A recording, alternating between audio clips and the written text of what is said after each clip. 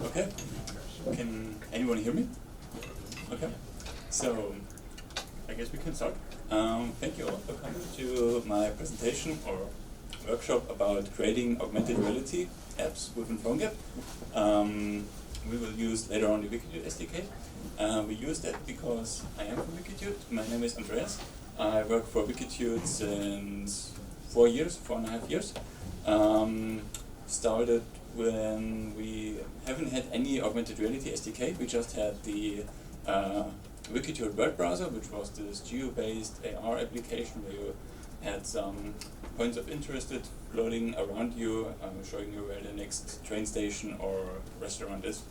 Out of that, we then kind of extracted it into an SDK for GeoAR, and that's when I really started developing for the SDK. So I'm writing code for the SDK since day one. Started with writing only the iOS Objective-C part, and now I'm head of the SDK development, so doing all the C++ stuff and iOS, Android. Okay. What are we going to do today?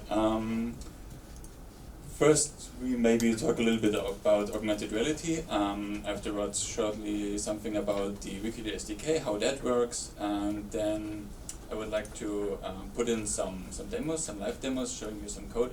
And if you want to, you can try to do it right away with me. If not, I would like to do kind of a coding session afterwards. So I will run through some demos, show you some code snippets and how it works, and afterwards you can try to rebuild that or do something else, and I'm here for questions. And okay.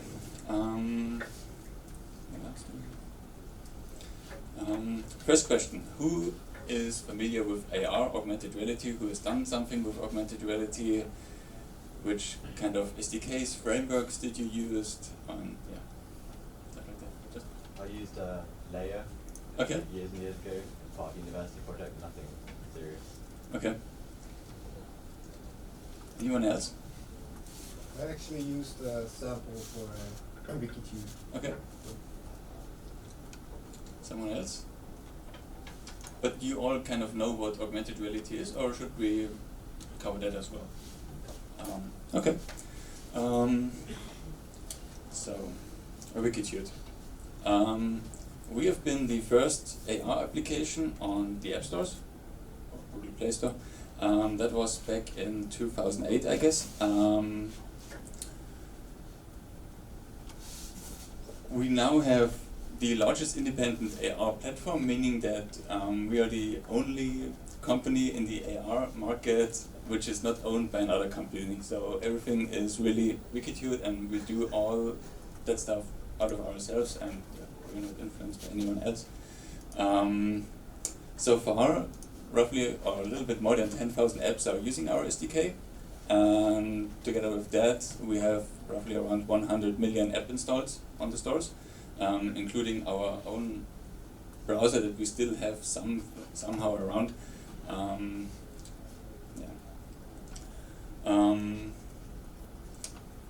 Developers, currently we have roughly around 100,000 registered developers, so you're in quite a good community. The forums are very frequently visited, and we try to help solving problems and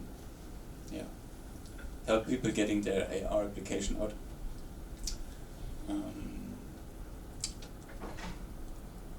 Just another few information that you get an understanding of how big Wikitude is. Currently 20 out of the 100 best global brands are using our SDK for their AR application. And what can our SDK do? So we have GeoAR. That's what we started with. That's our initial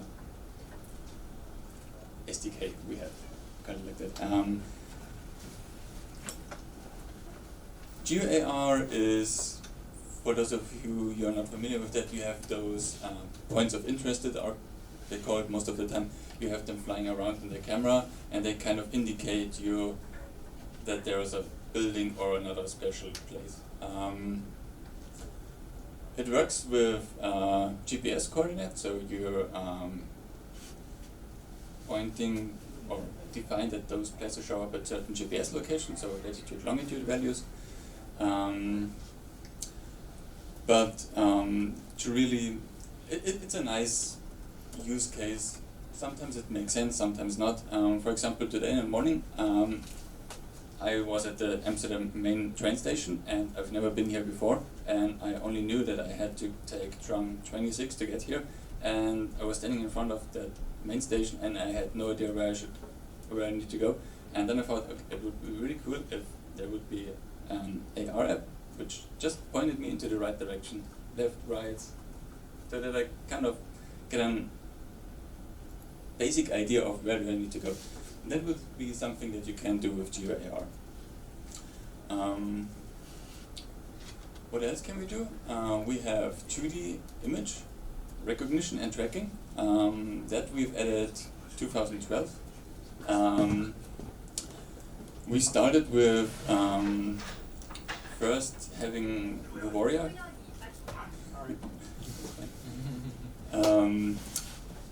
First we started with only wrapping around Vuvoria, but that didn't work out that well, and then we thought, okay, we build our own 2D image recognition and tracking engine. And since that, we are currently improving that, and 2D image recognition, for those of you are not familiar with that, you use that, for example, to augment a poster, catalog, something like that. Most of the use cases that people are telling us is really those 2 or 3. So the catalog, that one was a book, that was really nice.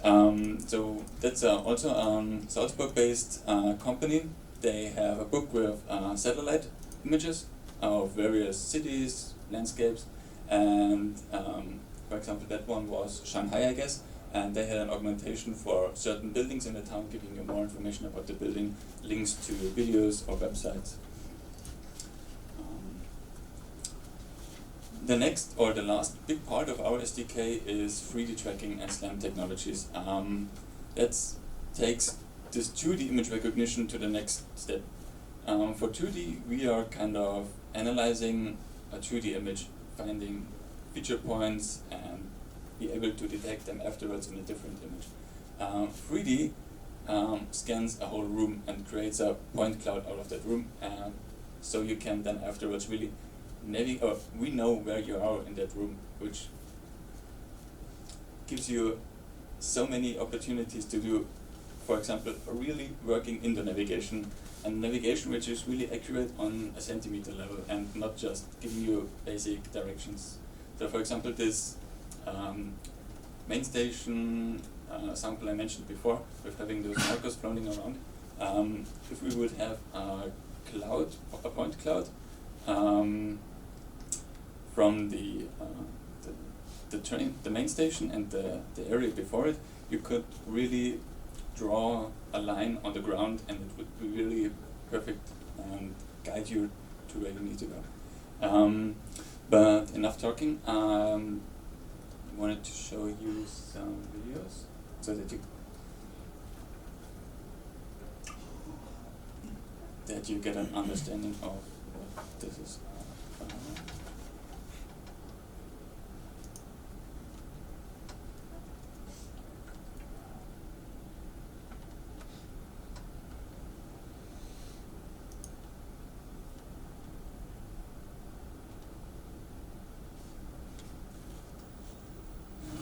Audio is not working.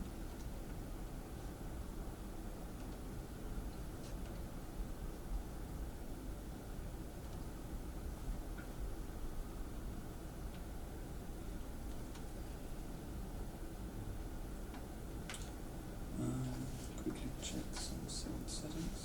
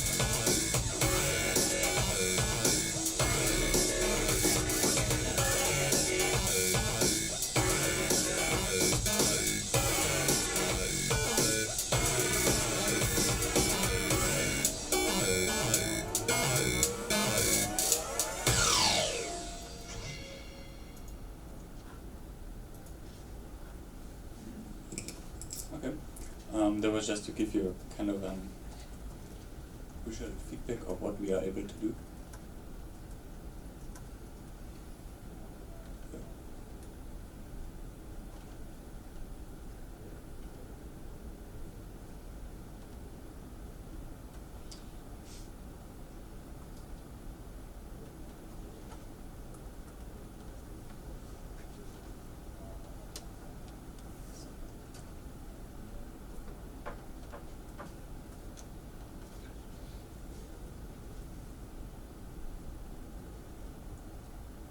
Okay, so what is I hope you have now kind of an idea of what you can do with our SDK. So GeoAR, 2D and 3D recognition, and we have split that into different APIs. Let's say it that way. So we have the Wikitude SDK, which comes with a JavaScript API or an Objective-C and Java API. Since we are here at the PhoneGap conference, where everything is about web technologies and HTML and JavaScript, we are interested in this API, or in this SDK, which is available for iOS and Android, and for PhoneGap, Accelerating Xamarin, and we're having a look at the Cordova plugin today. How does this work? We really haven't had implemented a AR SDK in JavaScript. That would not work out. All those image processing algorithms, that would be way too slow. So our SDK is implemented in C++, and the C++ part takes care of OpenGL rendering, those 2D and 3D computer vision algorithms. We have also the same or image processing in the cloud.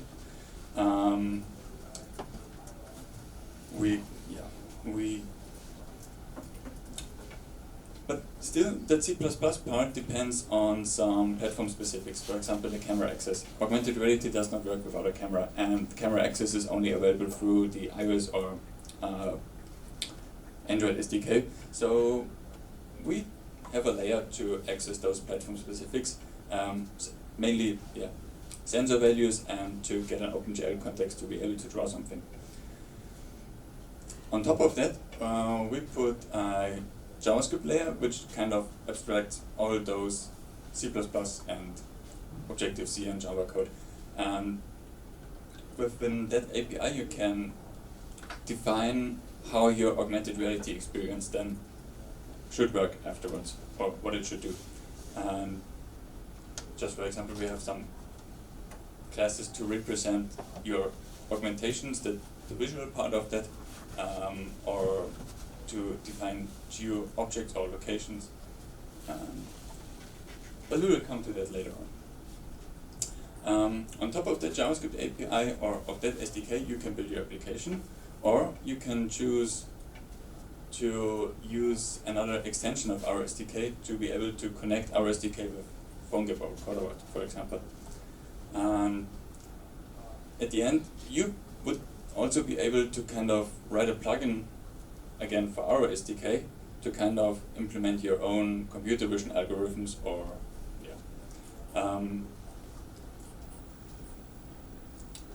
so the question maybe for one or the other guy in here is, how do we execute this JavaScript code? You now heard that the SDK itself is implemented in C++, and that works through something that we call an architect world. And an architect world is simply HTML, JavaScript, and CSS files. And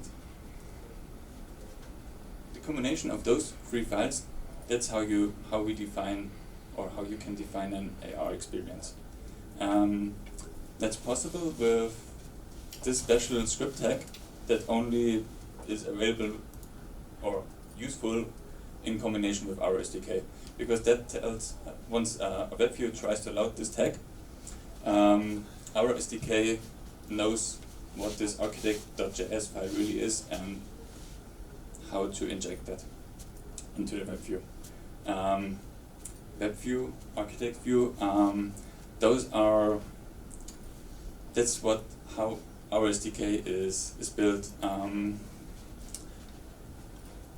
I will explain that in a minute. So the main point here is the JavaScript does not do any of the real work. That's done in C++. JavaScript only triggers and controls our engine in the background. So how does our SDK view works? We call it architect view because it's a combination of two things. It's first an OpenGL view, which does rendering of the camera stream and rendering of augmentations. And on top of that, we have a web view, and that web view has a transparent background. So everything, if you do not define any content in the web view, you would just see the plain OpenGL view. But if you start to add some code on your HTML, you can kind of create this hybrid world of having the camera feed in the background and then your own content on top of it. So for example, your user interface, you can define that in HTML, and yeah, we do then the rendering in the background, which is then also platform independent. So you write your architect world once and load that on iOS and Android.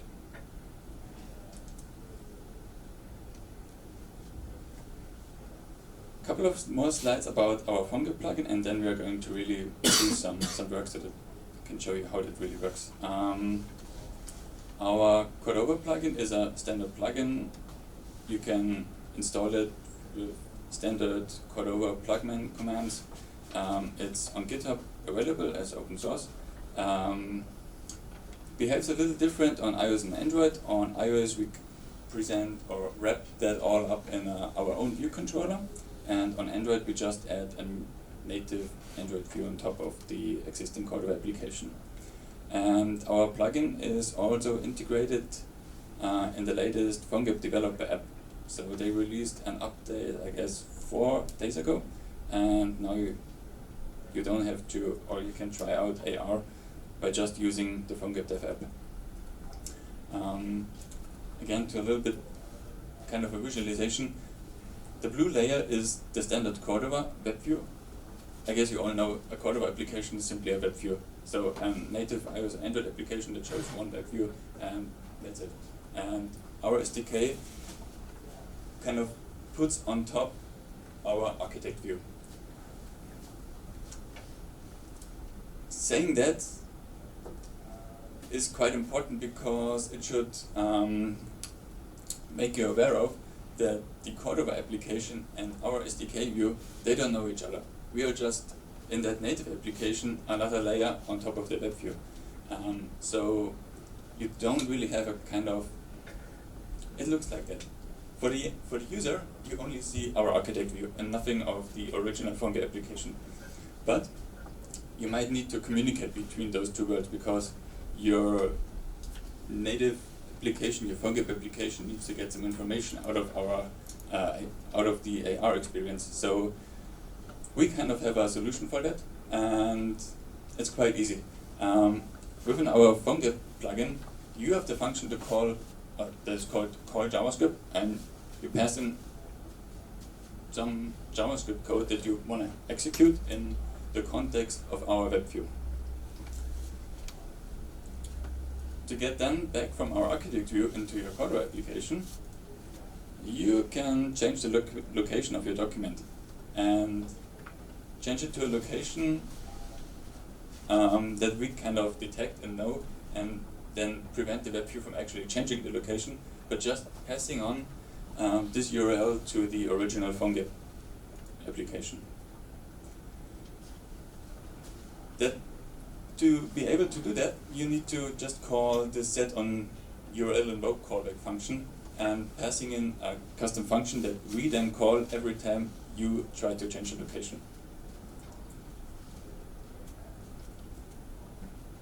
Okay. That's so far the overview of our SDK and how it works. Just to give you a kind of idea of what you can do in your experience or what kind of augmentations we have, you can create images or image overlays, video overlays, 3D models. You can also add another web view on top of either a geolocation or a 2D reference image and some labels. Okay. What I would like to show you now is how a augmented reality experience would work, or what you need to do to create this, and afterwards one for 2D image recognition. And for both of those, I will show you some code demo. What you need to do for GeoAR is actually quite simple. You define a geolocation object and you feed that with your latitude and longitude values. That's fine. That specifies a point somewhere. We haven't had any augmentation, it's just a point. To define what you want to show at that place, you use an drawable subclass. And that's the things that I showed you on the previous slide. And to combine that, you need to use something that we call a GeoObject. A GeoObject combines a location with a drawable, or multiple drawables, which then looks like something like that. Those circles are locations, the boxes are GeoObjects, and these things should represent a marker, something that you want to show in AR. Small question, you can also define height. Sure. You mean the altitude, yeah. Altitude. Okay, how does this work? Let's see how this works. So the setup that I'm using now is the following. I used the PhoneGap desktop app and created a standard project yesterday. So that's really, if I ever run that, give me a second.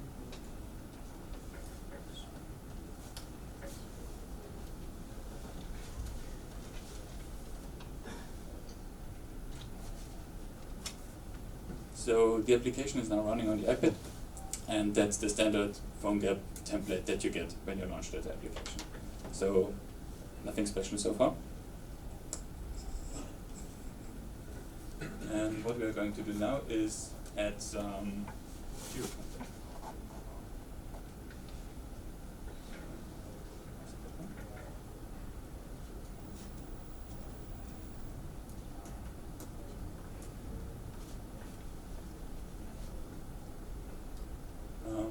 That's a project on my file system.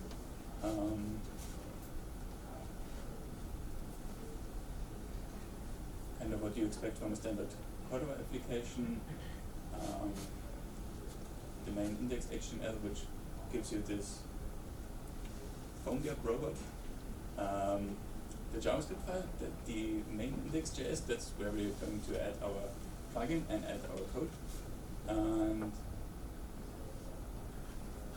we open it up.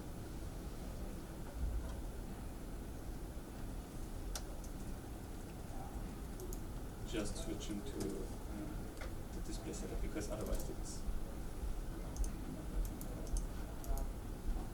okay. So that's the main index.js that you all know from a empty hardware application. And what we are going to add now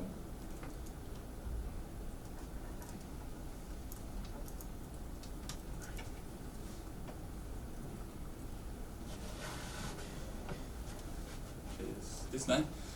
That's just how you load or define that your application is using another plugin. I guess you're all familiar with that. Nothing special, nothing fancy so far.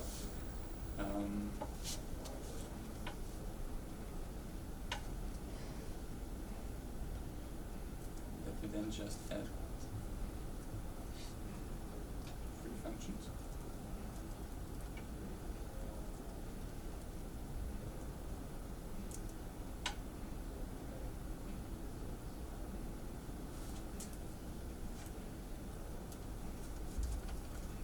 So what I added now is this load architect world function. That's the main part. That's where the actual work is done. And the first line is just to check if that device is really AR enabled. There are some, especially Android devices out there, which, for example, don't have a compass inside, or maybe the CPU is just too slow and 3D recognition wouldn't work. So it's kind of our recommendation that you use this API to check if at runtime the actual device is capable of doing what you want to do. We define this callback function, which we don't need right now,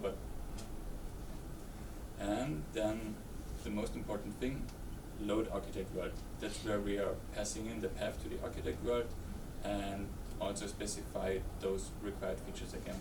So required features are, they are giving us a hint if what your intention is. If you want to do GeoAR, you specify Geo as a required feature. If you want to do some 2D recognition, you are passing in another identifier, and based on that, we kind of change what the SDK is actually loading. And with a startup configuration, you can define if the front or back cam should be used. On most use cases, I guess you want to have the rear-facing camera of the device, but you could change it.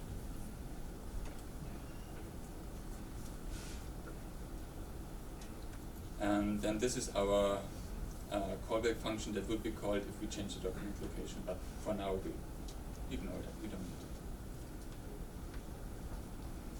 So only 2 lines are then missing, and we call them right after we created our SDK. The first one defines the path to this main HTML file, and the first part, we use the Cordova file plugin to get the path on the device where the application is installed, and then just specify the last remaining parts of the path where this file is located. Then we call this load function.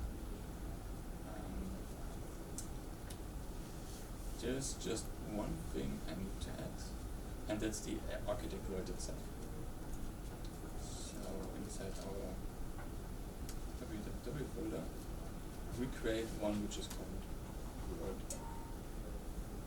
You can name this folder however you want it, just for me that I'm kind of used to that. And what I've added now is an architect world. As I already said, architect world, nothing more than HTML and JavaScript.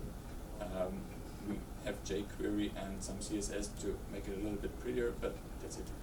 And for the assets, that's the image we are going to use for our marker.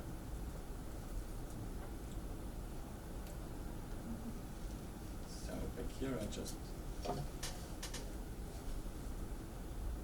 update the application.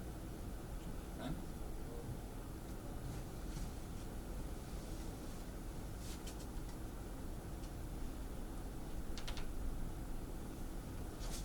So as I already mentioned, on that iPad I simply installed the PhoneGap developer application right here. That one. And if I launch that, I get this nice little loading screen, and it's now connected to my laptop.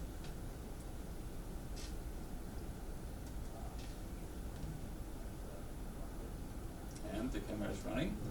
And what this POI at location demo or architect world does, it places a POI at a random location around you. So we kind of need to find it.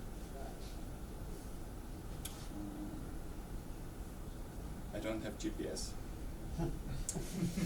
That's bad, that's GeoAR. Geo does never work in rooms. I tested it out yesterday in my hotel and it was working. But that's what can happen with Geo. And I guess there is nothing we can do against that.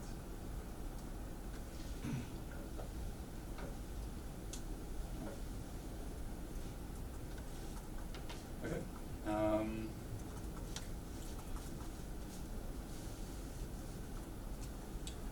But we simply move forward to the 2D recognition because 2D recognition always works.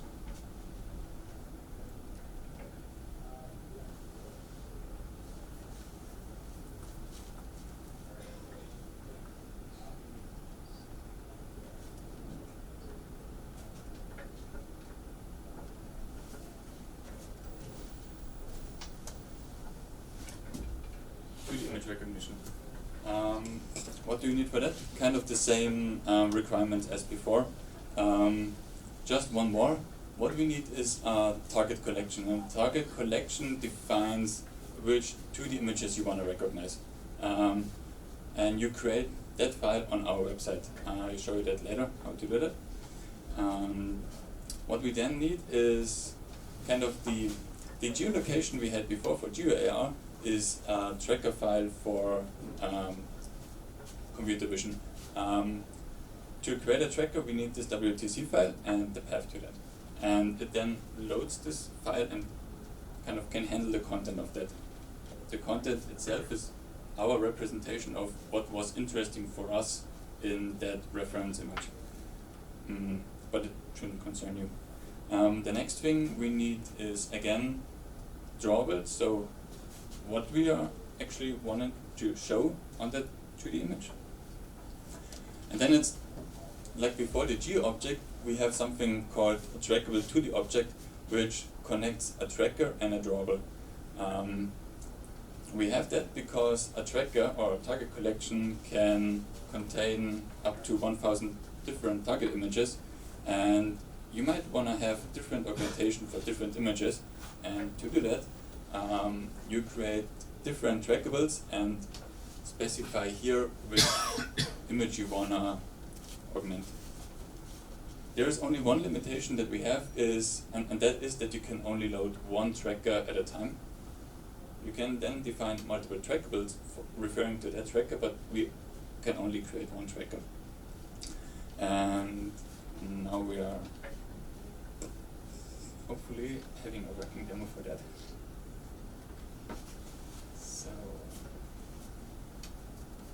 just turning the mirroring back on.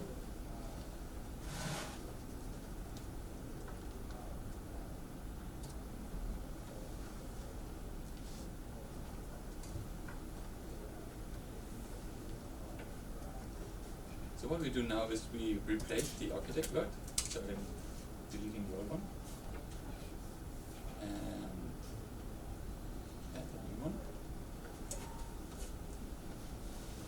The only thing we need to change here is the path to the main index HTML file.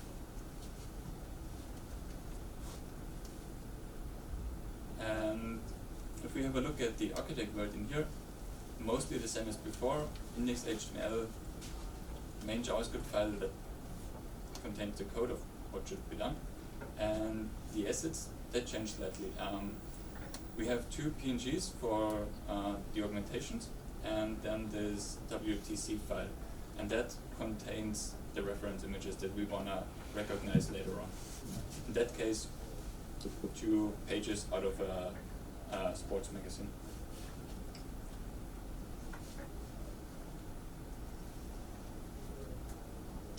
The JavaScript code is, I forgot to show you that before. That's all you need to write to create an architect word, or to define your AR experience.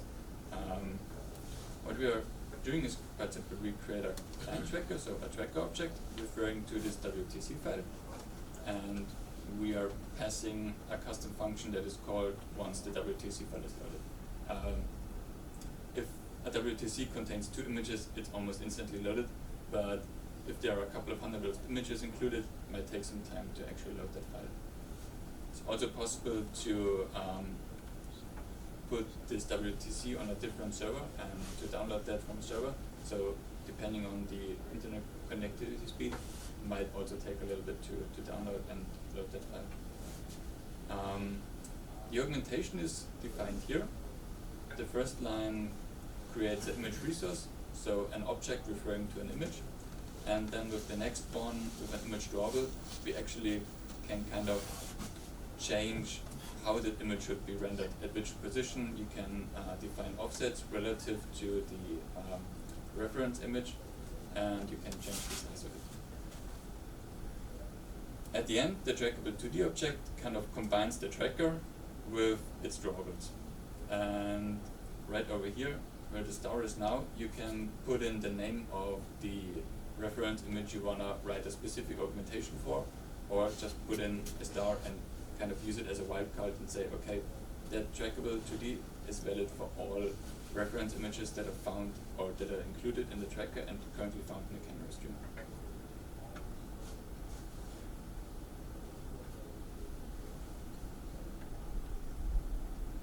So, starting this PhoneGap server again.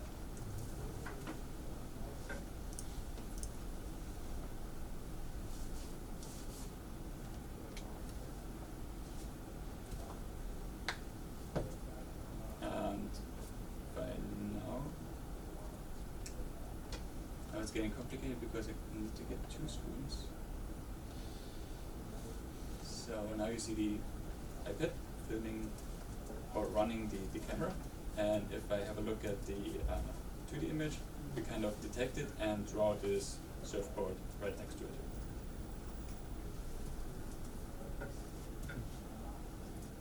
To what angle can you detect the image? To recognize it, you kind of need to be at the most in front of it, but then during the tracking, I guess it's 170 something degrees, so quite a lot. Okay, once it's spot on, then it stays on? Yeah. Yeah. To get it on, you have to be straightforward. Yeah. Mm-hmm. I mean, you can be a little bit further behind.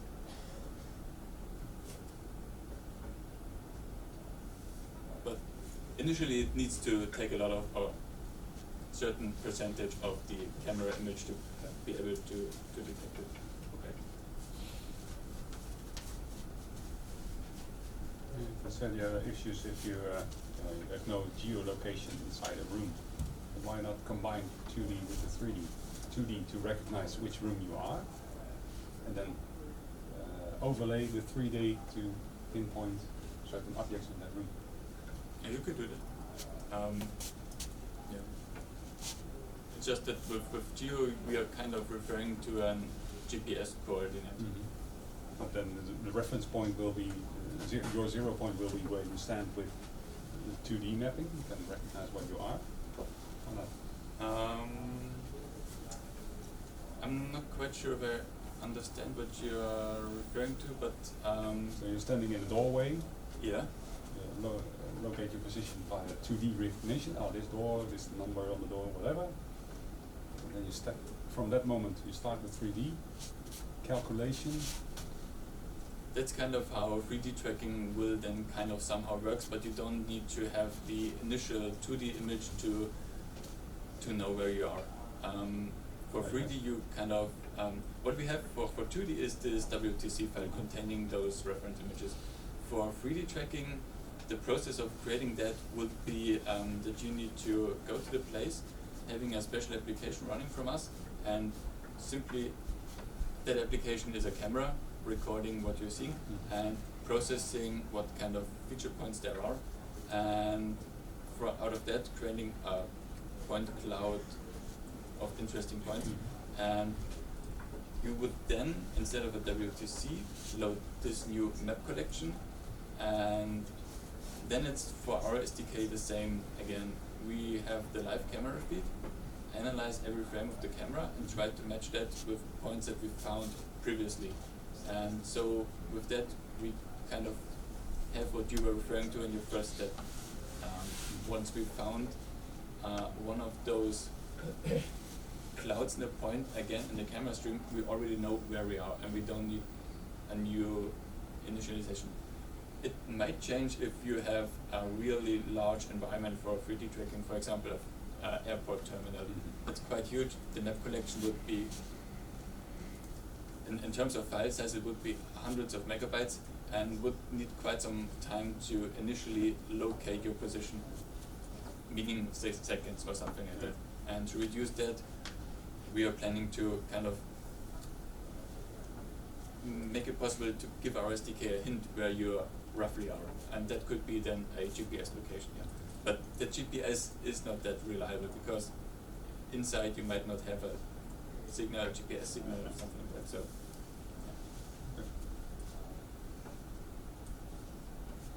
With this, you have an image of an exact match. Yeah. But suppose the image is a bit dirty or whatever. To what extent will it recognize? It's hard to say. It always depends on the use case. depends on the lighting condition. It depends on lots of different values. I can't give you any specific answer to that. That depends on, you need to try it out. It mainly because if you have a look at such an image, it's not that we have our algorithm might find some more interesting points over here and maybe over there, and then it recommends where those distortions are or where the dirt is. If it's in an area where we have kind of found a lot of interesting points, and that area is covered, it's hard for us to refine it. But if, for example, I don't think that we will find a lot of information over here, and if you cover that somehow, it doesn't matter. I mean, we can try it out. So, if I put my phone in between, see that although most of you have the images covered, we still. Have to switch the. Oh, sorry. Yeah. So, then I'll put the phone in between. You see that more than 50% are covered, and we're still able to track everything. But if I do that on the other side, oh, still finds a lot of information over there as well.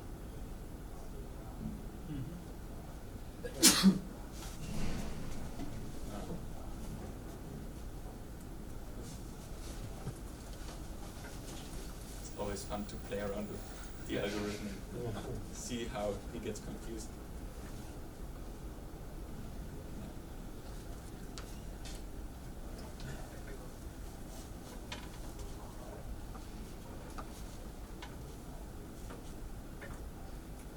Okay.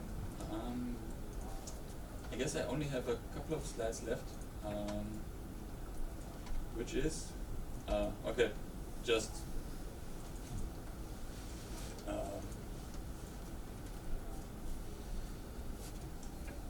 entering the try it out yourself part of the workshop.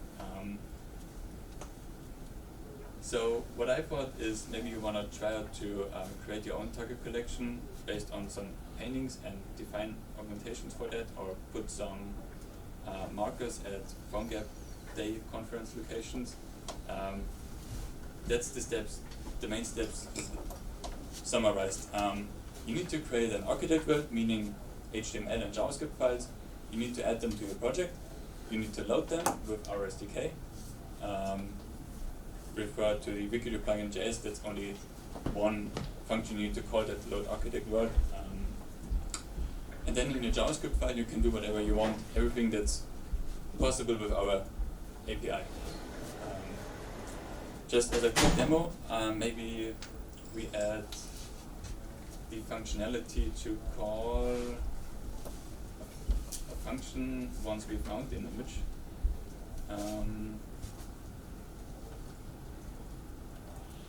If I define an on-enter field of vision trigger, I can kind of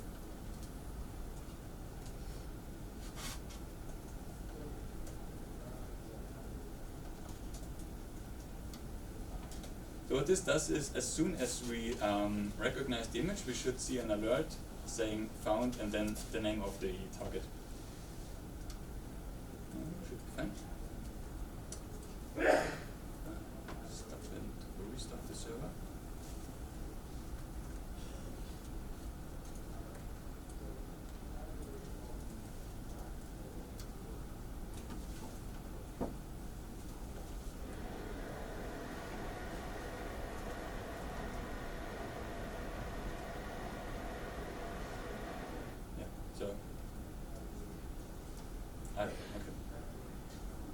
Every time we recognize it.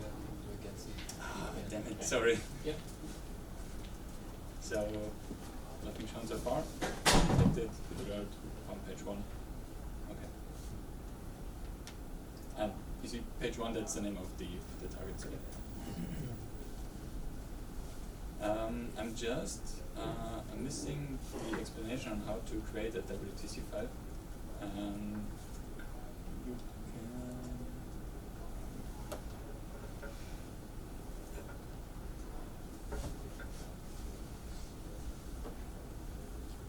can do this on our website. I prepared a tab, but somehow it's been lost. So it's targetmanager.wikitude.com.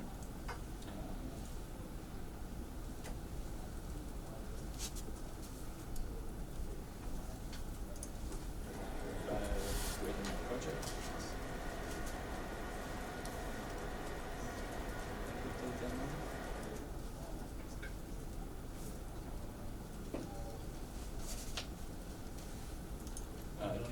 Logging.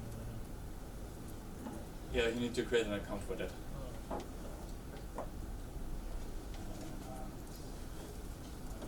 For example, if I upload those two images, the PhoneGap Samurai and a painting. What we are doing now is we run our algorithms to kind of extract interesting points out of those two images, and with that star rating that kind of indicates how well the recognition might work. So 1 star saying that chances are that we find it, but it's kind of hard for us. 2 stars should be quite good, and 3 stars of course is the ideal image. I mean, the quality of a target image depends on, if it's just a red square, we are unable to detect it. There is no information in a red square. But kind of this head, or this robot head, kind of has a lot of interesting parts for us. That painting is very dark, and you don't have that much contrast or edges inside, so it's kind of not that easy to recognize that. You say that a red square wouldn't work.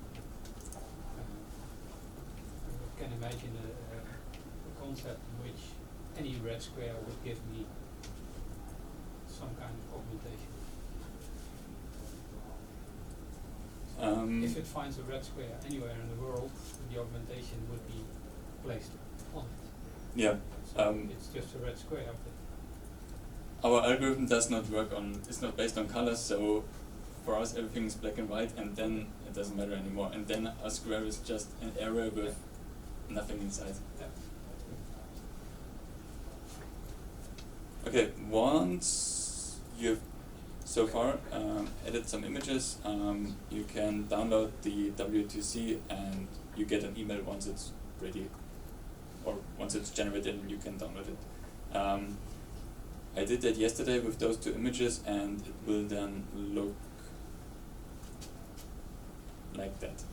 You get a WTC file containing those two images and mentioning again the name of the target that you then can use for the trackable.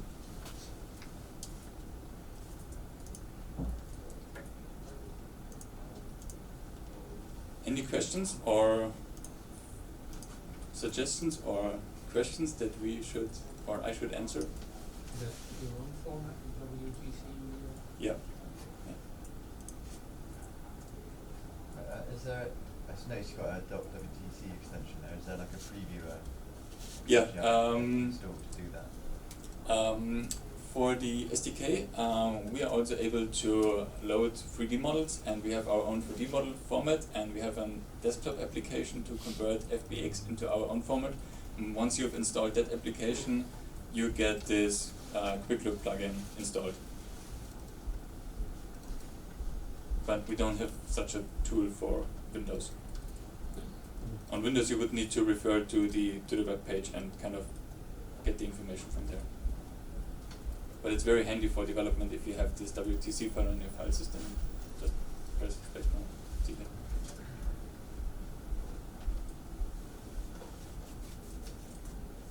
Is your slide deck available from somewhere? Yeah, I'm not sure if there is a website from Adobe where all those slides are collected, but otherwise I can put it on GitHub. And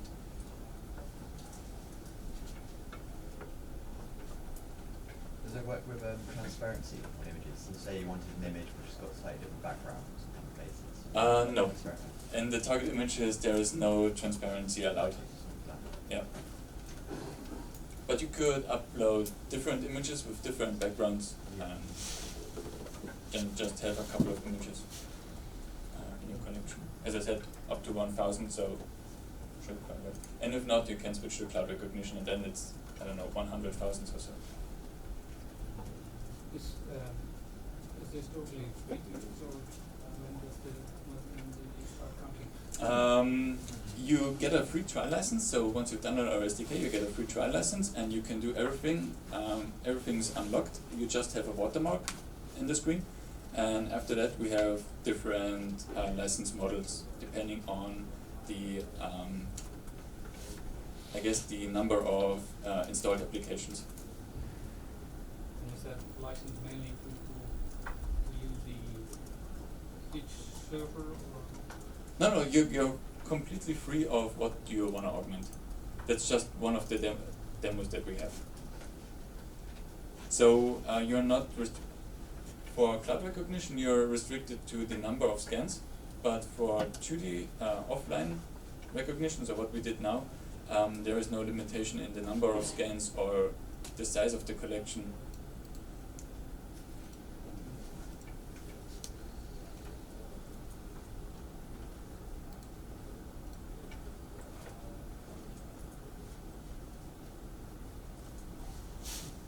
Anything else, or questions, coding related, code related,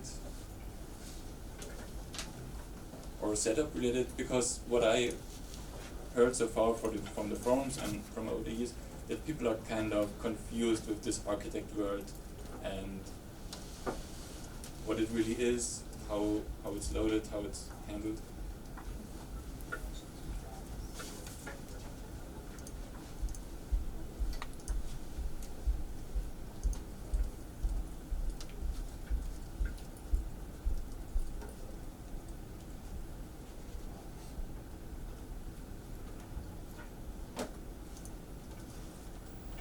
I guess the session ends at, or already ended. We started 12:15, Yeah. 12:20. Yes. So I guess it's officially lunch break, or if you have any questions, I'm still around here. Alright, thank you.